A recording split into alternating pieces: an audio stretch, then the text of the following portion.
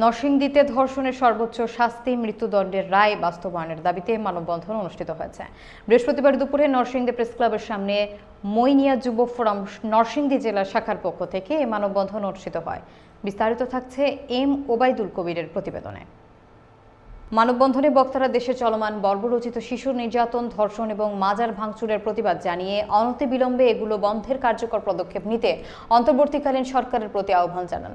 সেই সাথে ধর্ষণের কারণে মৃত্যুর সাথে পাঞ্জা লড়ে মৃত্যু হওয়া শিশু আসিয়া সহ ধর্ষিত সকল নারী এবং শিশুদের প্রতি শ্রদ্ধা রেখে ধর্ষকের সর্বোচ্চ শাস্তি মৃত্যুদণ্ডের রায় বাস্তবায়নের দাবি জানান তারা। এ সময় বাংলাদেশ সুপ্রিম পার্টি নরসিংদী জেলা শাখার সাধারণ সম্পাদক মোহাম্মদ শাহজাহান মিয়া, মইনিয়া যুব ফোরাম নরসিংদী জেলা শাখার সাধারণ সম্পাদক মোহাম্মদ মোশাররফ হোসেন, সহসভাপতি হুমায়ুন কবির সাজ্জাদ হোসেন, ধর্ম বিষয়ক সম্পাদক সোহাগ মিয়া, সমাজ কল্যাণ সম্পাদক মোসাম্মদ শিরিন আক্তার এবং মহিলা বিষয়ক সম্পাদক তানজিলা আল তানহা সহ জেলা উপজেলার কমিটির সদস্যরা উপস্থিত ছিলেন। আমাদের ধর্ম এবং কোরআন এগুলি সমর্থন করে না।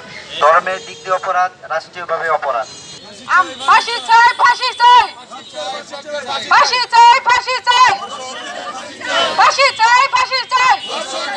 এই দশকে এসেও আমার মা বোনরা নির্যাতিত, নিপীড়িত, এটা আমরা আর দেখতে চাই না। এই ব্যবস্থা সরকার আপনি করেন, আর আমাদের মা বোনেরা, মেয়েরা হাঁটতে পারে না, বাইতে পারে না, স্কুল যেতে আইলো, যাতে এরকম একটা কাজ করে দিয়ে যান যাতে বাংলাদেশি আইনটা কেমন রাখপতি থাকে।